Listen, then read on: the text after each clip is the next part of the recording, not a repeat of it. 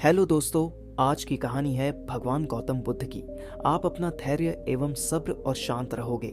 यह कहानी हमें धैर्य और सब्र के महत्व को समझाती है। जीवन में हमें कभी कभी मुश्किल समय आते हैं, लेकिन हमें उनका सामना करते समय धैर्य और सब्र बनाए रखना चाहिए। अगर हम सही समय का इंतजार करते हैं और धैर्य बनाए रखते हैं तो हमें अक्सर अच्छे नतीजे मिलते हैं। इस कहानी से हमें यह कि धैर्य और सब्र का महत्व जीवन में हमेशा बना रहना चाहिए। एक छोटी सी कहानी आप अंत तक जरूर सुने और अपने जीवन में जरूर उतारें। उससे पहले कहीं आप कहानी में डूब ना जाओ तो एक लाइक एंड मेरे चैनल को सब्सक्राइब करें दीजिए। तो चलिए बिना देरी किए वीडियो शुरू करते हैं। एक समय की बात है, भगवान गौतम बुद्ध और अपने शिष्यों के साथ एक नगर से दूसरे नगर में सभा का प्रवचन सुनाने के लिए जा रहे थे। उस समय बहुत ज्यादा गर्मी का समय होने के कारण बहुत तेज गर्मी पड़ रही थी और बहुत दूर तक पैदल यात्रा भी करनी थी। और गर्मी के समय होने के बावजूद से उन्हें और सभी शिष्यों को बहुत जोर प्यास भी लगी थी। वहां से कुछ दूर पैदल यात्रा करने के बाद एक जंगल में एक बड़ा सा वृक्ष की छाया में विश्राम किया और सभी शिष्यों ने भी विश्राम किया। और बहुत दूर से चलने की वजह से सभी शिष्यों को प्यास से गला सूख रहा था। यह बात गौतम बुद्ध जानते थे। तब महात्मा बुद्ध ने अपने शिष्यों में से एक शिष्य को बोलते हैं कि तुम वृक्ष की छाया से 21 कदम दूर जाकर वृक्ष को 2 बार परिक्रम करके वापस आ जाओ। शिष्य ने वैसा ही किया और जैसे गौतम बुद्ध ने कहा था। परिक्रम के बाद जब शिष्य आया तो गौतम बुद्ध ने पूछा, बोलो शिष्य, तुम्हें किस दिशा से ठंडी हवा का अनुभव हुआ था? तब शिष्य बोलता है कि हे महात्मा बुद्ध, हमें उत्तर की दिशा की तरफ से हमें कुछ ठंडी से ठंडी हवा महसूस हुआ है। तब महात्मा बुद्ध ने उस शिष्य को बोलते हैं कि तुम उत्तर की दिशा में जाओ, तुम्हें जरूर कुछ दूरी पर तालाब अवश्य मिलेगा, तुम सबके लिए पानी ले आओ। शिष्य ने उसी उत्तर दिशा में कुछ दूर पैदल चलकर बाद देखा कि वहां सचमुच में वहां तालाब है। तालाब देखकर शिष्य में बहुत खुशी हुई और तालाब के निकट जाता है तो वह देखता है और जैसे ही पानी भरने के लिए नीचे झुकता है तभी शिष्य की नज़र बहुत दूर तालाब में एक महिला अपने कपड़े धो रही थी और कुछ औरतें अपने कपड़े धोकर जा रही थी। फिर शिष्य यह सब देखकर शिष्य के मन में विचार उत्पन्न आया कि अब यह तो पानी गंदा हो गया है, पर पानी को देखता है, वह पानी तो साफ ही था। फिर से वो जैसे ही पानी भरने के लिए नीचे झुकता है तो उसे एक बैलगाड़ी तेजी से तालाब के किनारे से जा रही थी। तभी बैलगाड़ी का एक टायर खुलकर पानी में गिर जाता है और पानी फिर से गंदा हो गया, जिससे शिष्य बहुत क्रोध आया और वहां से चला जाता है।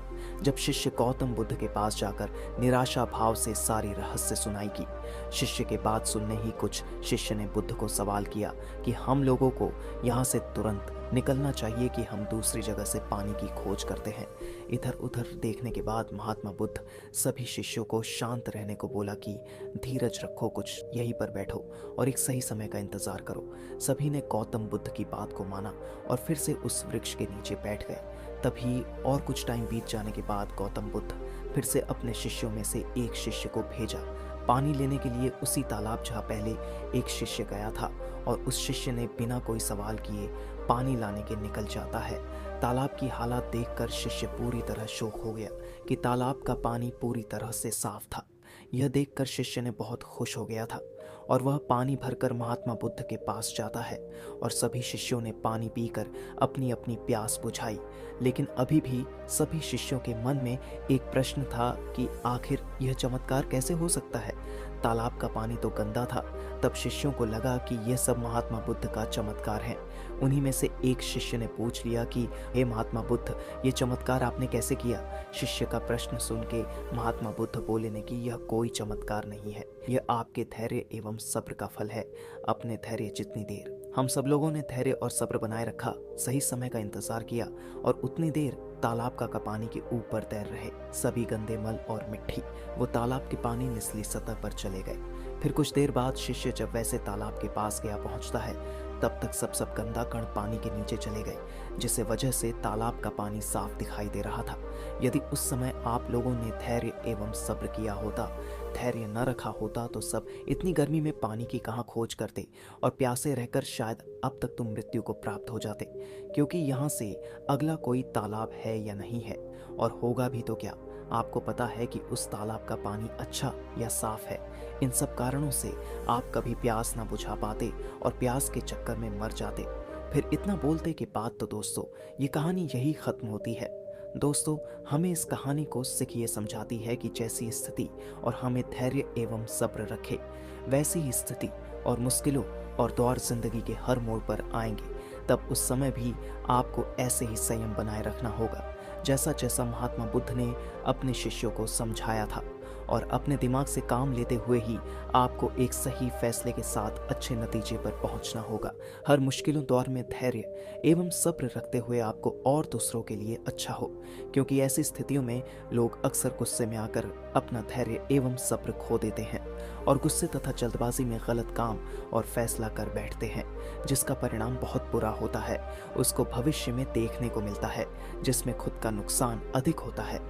कुछ परिस्थितियां जीवन में ऐसी होती है जहां हमें धैर्य एवं सब्र बनाए रखते हुए उचित समय का इंतजार करना चाहिए, लेकिन लोग अक्सर यहीं पर अपना धैर्य एवं सब्र खो देते हैं और सही समय आने का इंतजार नहीं करते हैं, जिस वजह से उनको आगे चलकर दुख और मुश्किलों का सामना करना पड़ता है। ये हमें यह सिखाती है कि बुद्ध की चमत्कारी शिक्षा एवं सब्र या धैर्य और का महत्व हमेशा जिंदगी में धैर्य बनाए रहना चाहिए। तो दोस्तों, उम्मीद करता हूँ कि आपको ये कहानी अच्छी लगी होगी। तो बुद्ध फैक्ट्स चैनल को सब्सक्राइब जरूर करें और एक लाइक तो बनता है इस कहानी के बारे में। और ये वीडियो अपने खास दोस्तों को शेयर जरूर करना ना भूलें। और एक नए मैसेज के साथ तब तक अपना ख्याल रखें। धन्यवाद। नमो बुद्ध।